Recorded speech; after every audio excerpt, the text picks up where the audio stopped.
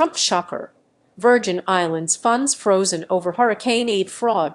Big news from the Trump administration as it suspends federal funding to a U.S. territory's Housing Finance Authority. The reason? Years of alleged financial mismanagement, alarming audit findings, and even a former executive convicted in a disaster recovery contracting scheme. This suspension targets the Virgin Islands Housing Finance Authority, or VIHFA. It comes as HUD Secretary Scott Turner, a key member of the White House task force to eliminate fraud, ramps up scrutiny on federal grant recipients nationwide. Secretary Turner stated, "The Trump administration is changing the game when it comes to who we entrust with taxpayer dollars. Organizations riddled with corruption, mismanagement, and crime will no longer be allowed to squander billions." He added that officials cannot be allowed to prioritize kickbacks over helping families recover from disasters, promising to be a faithful steward of American people's hard-earned money. The suspension is effective immediately.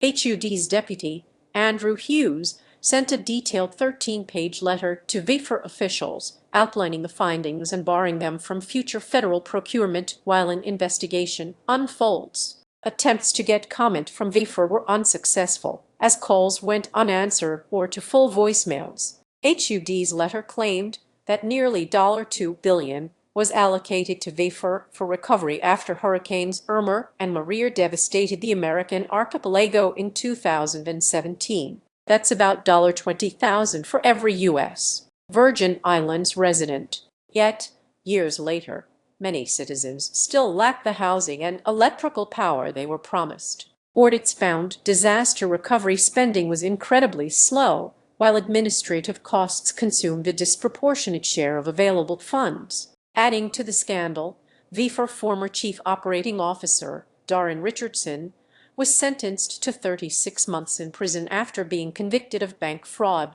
money laundering, and other charges. Prosecutors revealed Richardson received $107,000 from a contractor in a kickback scheme, and a contract was even inflated by 50% from $3 million to $4.5 million, with much of the lumber then left to rot. HUD found substantial evidence of VIHFA failure to comply with aid obligations, a lack of internal controls, significant fraud risks, and conflicts of interest. The agency allegedly made repeated false certifications about its financial controls and safeguards. Multiple audits spanning a decade raised serious concerns, questioning millions in costs and uncovering weak financial controls, inadequate project oversight, and poor fraud risk management. Describing the pace of storm recovery as glacial, HUD found that only a fraction of planned housing projects had been completed. There was a glaring disparity between VIHFA high administrative expenditures,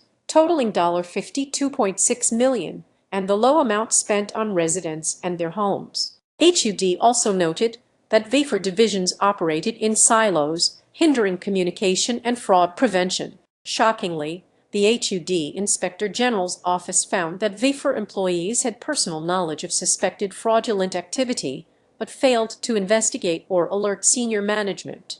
VIHFA now has 30 days to request a hearing, or HUD's funding suspension will become final. This case is part of a larger federal anti-fraud campaign, stretching from recent prosecutions in Minnesota all the way to the sunny confines of the Caribbean.